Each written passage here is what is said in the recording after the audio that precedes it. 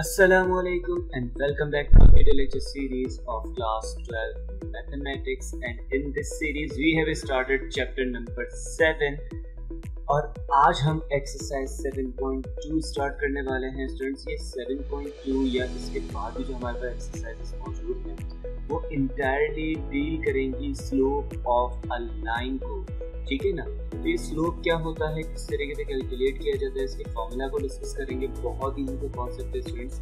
तो देखिएगा, सबसे पहले मैं आपको फॉर्मूला इसका बता दूं, ठीक है। जो हमारे पास ये स्लोप है, सही है, स्लोप स्टूडेंट्स बराबर होता है दो पॉइंट्स के दरमियान अगर हम स्लोप निकाल रहे हैं तो वो बराबर होता है y2 minus y1 divided by x2 minus x1, सही है ना। स्लोप का मतलब ये है कि change in y with respect to change in x, है ना भाई।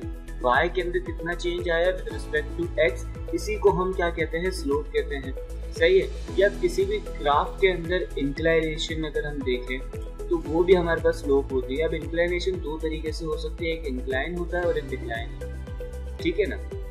तो अक्सर आप बुक में देखोगे तो आपको सिर्फ एक इंक्लाइनेशन का ही वर्ड मिलेगा, डिक्लाइन का वर्ड यहाँ पे नहीं मिलेगा।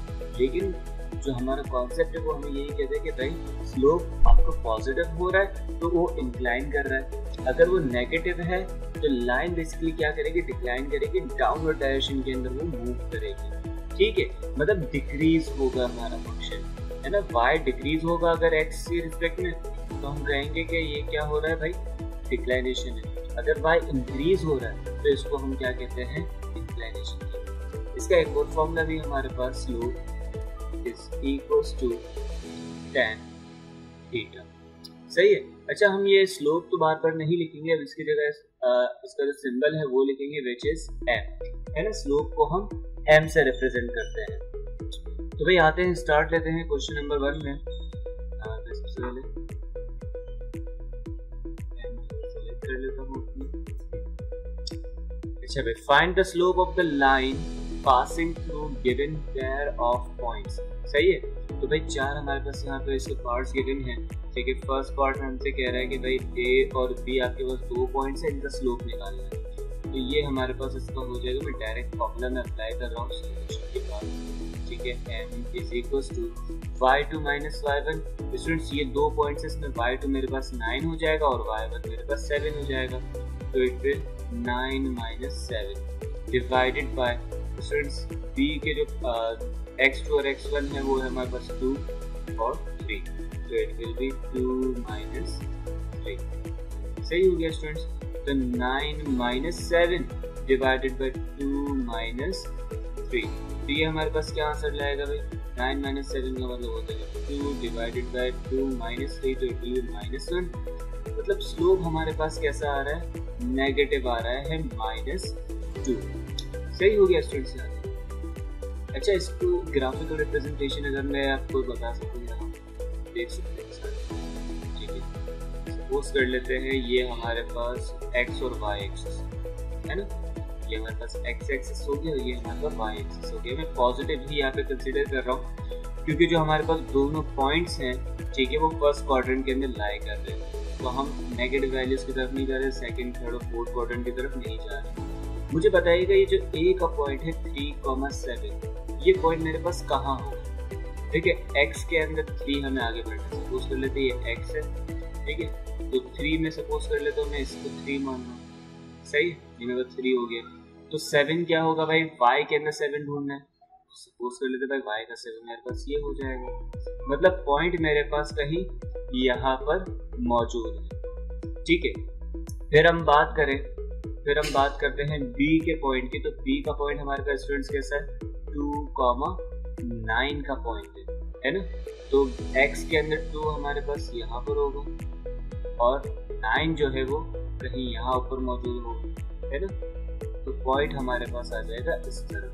अब देख सकते हैं ये जो हमारे पास लाइन बन रही है, ये कैसी लाइन बन रही है, ये डिक्रीजिंग ऑर्डर के अंदर लाइन बन रही है ना, जो कि इस बात को स्पेसिफाई कर रही है कि हमारा स्लोप नेगेटिव है। पॉजिटिव में लाइन कैसी बनेगी, पॉजिटिव में इस तरह से, ठीक हो गई। पॉजिटिव में हमारे पास कुछ इस डायरेक्शन में लाइन होगी और नेगेटिव में कुछ इस तरह की, ठीक है, इस तरह की हमारे पास लाइंस आ रही हैं, तो इसको हम नेगेटिव स्लोप वाली लाइंस कहेंगे। सही हो गया यहाँ तक। आई होप ये वाला जो पार्ट है और स्लोप की जो डेप्थ अंडरस्टैंडिंग है वो मेरे स्टूडेंट्स को क्लियर हो चुकी है। अब बात करते हैं इसके सेकंड पार्ट की। तो स्टूडेंट्स सेकंड पार्ट हमारे पास आ रहा है, पास C और D के पॉइंट्स गिवन है, ठीक है। तो y2 हमारे पास हो जाएगा 6 और y1 हो जाएगा -2, तो it will be +2 divided by x2 है हमारे पास 3 और x1 है हमारे पास 5, तो -5। 6 + 2 8 और 3 - 5 -2, तो फाइनल आंसर हमारे पास आ गया -4। अब देखिए ये भी हमारे पास नेगेटिव है, मतलब इसकी अगर हम लाइन यहाँ पे ड्रॉ करें तो वो भी कुछ इसी डायरेक्शन की तरह होगी, है ना। चेक करके देख लेते हैं इसको।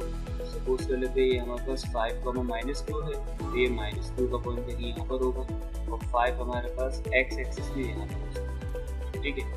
तो ये पॉइंट आ गया और 3, 6 है, तो 3 तो x में गिवन है, 6 बना लेते हैं, तो ये हमारे पास हो गया 3, 6। अब इन दोनों को हमने क्या करना है, इस तरीके से जोड़ देना।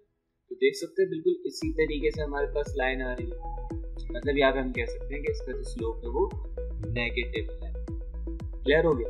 स्टूडेंट्स अब इसके थर्ड पार्ट की बात करें तो इसमें हमारे पास 5, 3 और -2, 3 गिवन है। ये सारी चीजें यहाँ से रिमूव कर रहा हूँ। तो देखिए नंबर 3 के लिए हमारे पास m हो जाएगा बराबर y2 होगा 3 और y1 हमारे पास आ जाएगा -3 डिवाइडेड बाय -2 और x1 है हमारे पास 5। स्टूडेंट्स डिनोमिनेटर सॉल्व करने की नीड नहीं है क्योंकि न्यूमरेटर हमारे पास क्या आ रहा है, 0 आ रहा है, तो इट विल बी जस्ट 0। सही है। तो यहाँ पे स्लोप 0 होने का मतलब क्या है ना। देखिए स्लोप नेगेटिव था तो इस तरह से था, पॉजिटिव होगा तो यूं होगा। ये 0 का क्या मतलब होगा? स्टूडेंट 0 का मतलब हमारे पास ये होता है कि जो भी लाइन है उसके अंदर कोई चेंज नहीं आ रहा, है ना। जो भी फंक्शन है उसके अंदर y वैल्यू के अंदर कोई चेंज नहीं आ रहा विद रिस्पेक्ट टू x। देख सकते हो यहाँ से भी बात हो रहा है कि हमने x 5 रखा तो भी हमें y 3 मिला, x हम -2 रख रहे हैं तब भी y हमें क्या मिल रहा है, 3 मिल रहा है। मतलब y के अंदर कोई चेंज नहीं आ रहा। बात समझ आ रही है? y में कोई भी चेंज नहीं आ रहा। तो इसकी जब हम ग्राफ इसका ग्राफ जब ड्रॉ करेंगे तो ये x एक्सिस से बिल्कुल पैरेलल बनने वाला है। चेक करके देखते हैं भाई 5, 3, तो भाई x के अंदर 5 ये रहा, y में 3 मेरे पास कहीं यहाँ पर मौजूद होगा, तो ये मेरे पास आ गया। सही है।